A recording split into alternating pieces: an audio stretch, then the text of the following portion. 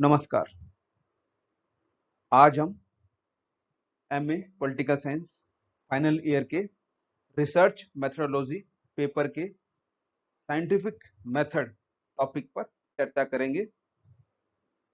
Scientific method के पिछले व्याख्यान में हमने ये विवेचित किया था कि विज्ञान क्या होता है, वैज्ञानिक पद्धति क्या है, वैज्ञानिक पद्धति की क्या-क्या विशेषताएं हैं।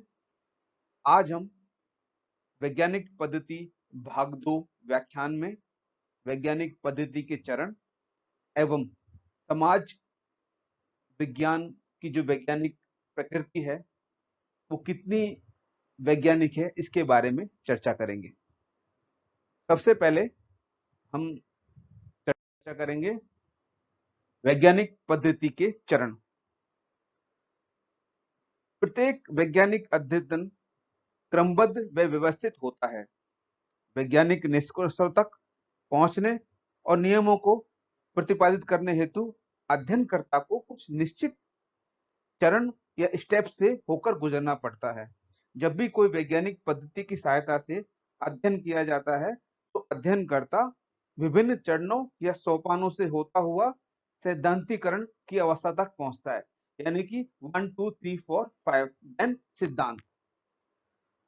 लुंडबर्ग ने वैज्ञानिक पद्धति के 4 चरणों का वर्णन किया है। पहला है कार्यशील प्राकल्पनाओं का निर्माण, दूसरा है तथ्यों का अवलोकन व आलेखन, तीसरा है संकलित तथ्यों का वर्गीकरण एवं संगठन तथा चौथा है सामान्यीकरण या सैद्धांतिकरण। सबसे पहले हम चर्चा करेंगे प्रथम चरण के बारे में, कार्यशील प्राकल्पनाओं का निर्माण।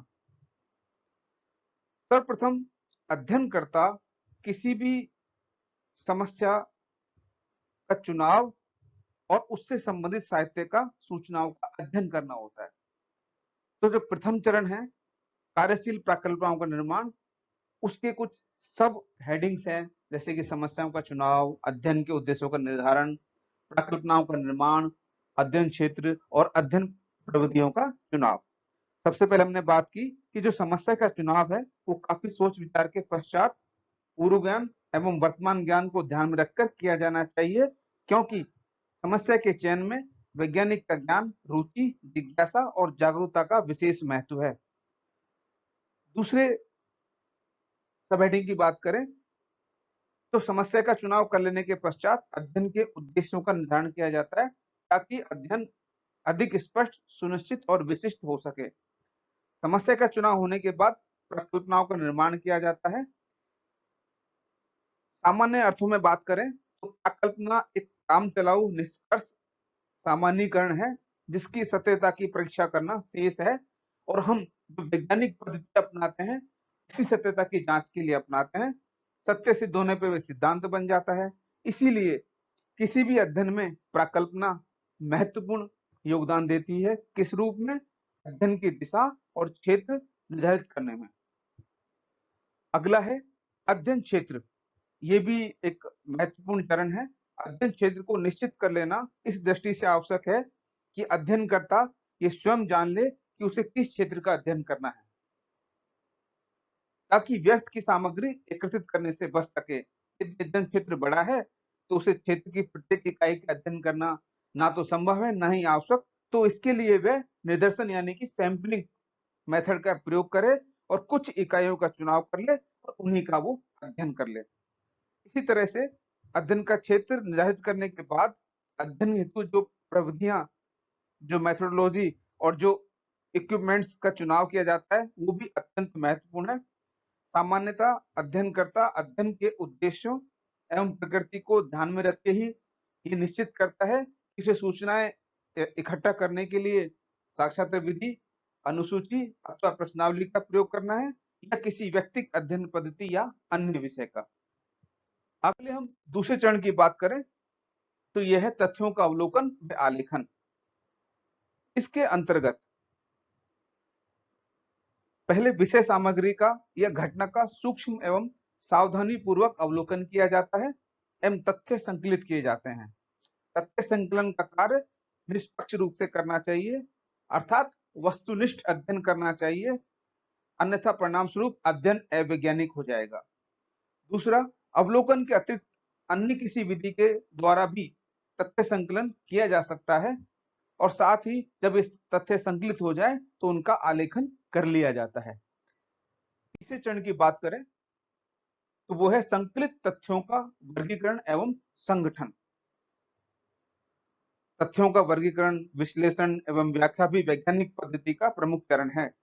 इकट्ठा किए गए तथ्यों को समानता के आधार पर अलग-अलग वर्गों में बांटा जाता है, उनका वर्गीकरण किया जाता है, फिर सारणियां तैयार की जाती हैं, फिर तथ्यों का विश्लेषण किया जाता है और व्याख्या करने के समय कार्य कारण संबंधों का पता लगाया जाता है। इसकी वजह ये रीजन है। फिर हम बात करें चौथे चरण, अंतिम चरण की, सामान्यीकरण तथा नियमों का प्रतिपादन।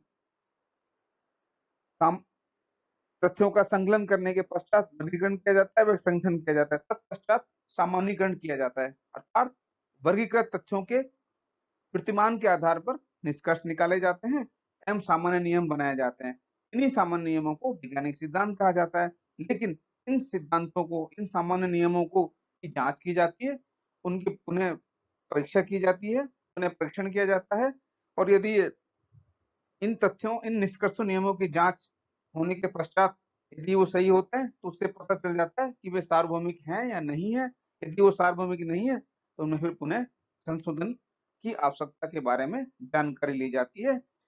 तत्पश्चात एकत्रित तथ्यों से प्राप्त निष्कर्षों के आधार पर भविष्यवाणी की जाती है और भविष्य की घटनाओं के संबंध में पूर्वानुमान लगाया जाता है। इस तरह से वैज्ञानिक पद्धति को काम में लेते हुए निष्कर्ष प्राप्त किए जाते हैं। अतः हम कह सकते हैं कि जब किसी विषय की अध्ययन वस्तु इस वैज्ञानिक पद्धति को काम में लेते हुए प्राप्त की जाती है, तभी वह विषय विज्ञान कहलाने का अधिकारी है।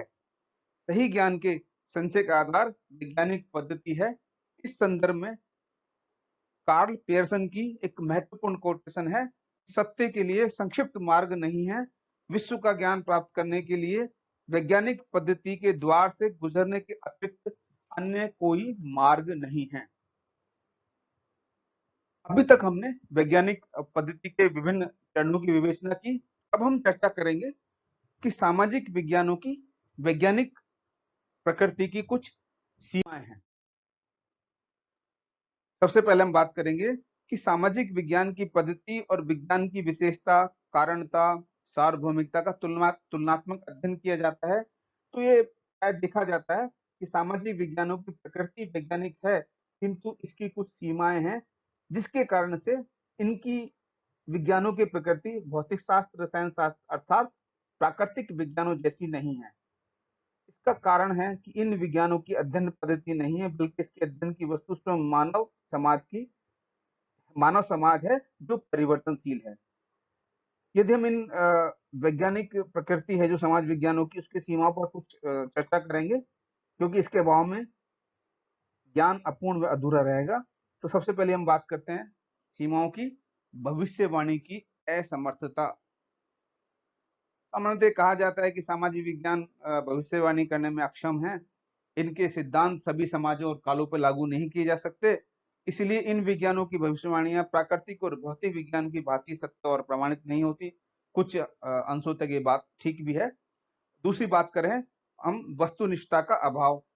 एक वैज्ञानिक से अपेक्षा की जाती है कि घटना का अध्ययन निष्पक्ष अथवा पक्षपात रहित होकर करेगा, अर्थात वस्तुनिष्ठ रूप से करेंगे।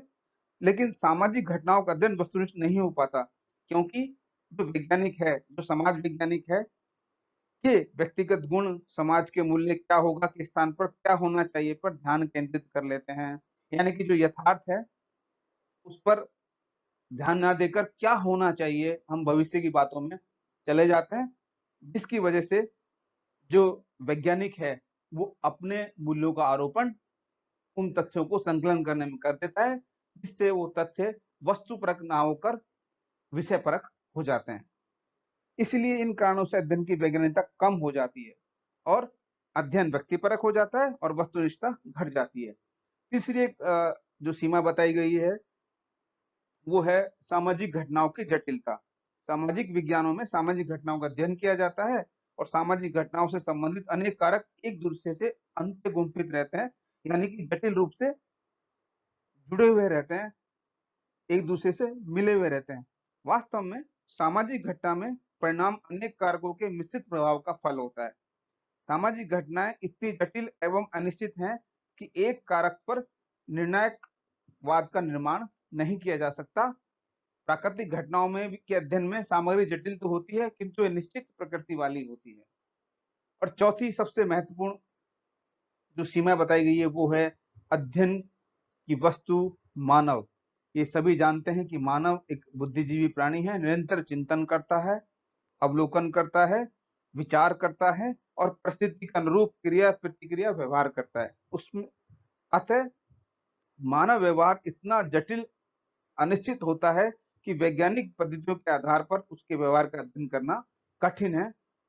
अतः जो उपयुक्त हमने चर्चा की कि जो सामाजिक विज्ञानों को वैज्ञानिक बनाने में बहुत बड़ी ये सीमा है। निष्कर्ष रूप से हम यदि बात करें तो ये हम कह सकते हैं कि आज सभी विभिन्न सामाजिक विज्ञानों में वैज्ञानिक पद्धति का प्रयोग किया जा रहा है। इसकी सहायता से तथ्य एकत्रित किए जाते हैं, तथ्यों के आधार पर नियमों का प्रतिपादन होता है और ये नियम सार्वभौमिक होते हैं। ऐसी स्थिति में ये कहा जा सकता है कि सामाजिक विज्ञानों एवं सामाजिक अनुसंधानों की प्रकृति वैज्ञानिक है। समाजशास्त्र इसके क्षेत्र में होने वाले अनुसंधानों की प्रकृति वैज्ञानिक है, क्योंकि इसमें विज्ञान की सभी विशेषताएं पाई जाती है। हाँ, समाज विज्ञानों की वैज्ञानिक जो प्रकृति है वो प्राकृतिक विज्ञानों से थोड़ी डिफर है, क्योंकि वहां पर अध्ययन का आधार वस्तुएं होती हैं, पदार्थ होते हैं, जबकि यहाँ पर अध्ययन का आधार मानव है, जिसका व्यवहार निरंतर परिवर्तित होता रहता है। धन्यवाद।